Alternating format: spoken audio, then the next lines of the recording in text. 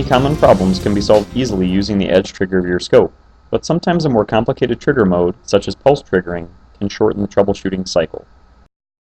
As the picture shows, there is an arbitrary waveform with different pulse widths. We can use pulse trigger to isolate a pulse based on its time duration and trigger on it in a stable and repeatable way. Pressing the auto button on most scopes will configure the edge trigger.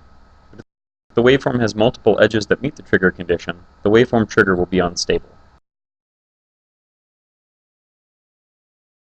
Since the minimum pulse width of the waveform is 50 microseconds in this example, we should set the pulse condition as positive pulse larger than, and set a pulse width value larger than 50 microseconds. Now we can see the waveform triggering has stabilized.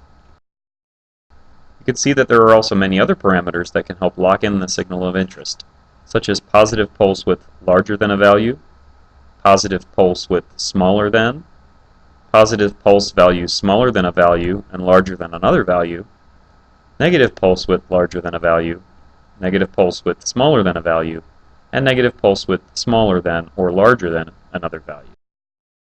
The trigger is identified by the pulse width, not 50% of the rising and falling edges to the next 50% of the rising or falling edge.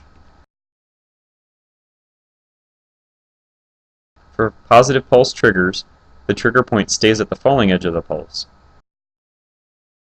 For negative pulse triggers, it stays at the rising edge. This concludes the introduction of the pulse trigger function. Here are some key points. You want to choose a suitable pulse condition that matches your signal, set suitable pulse values for your signal, and then adjust the suitable trigger level. Thank you.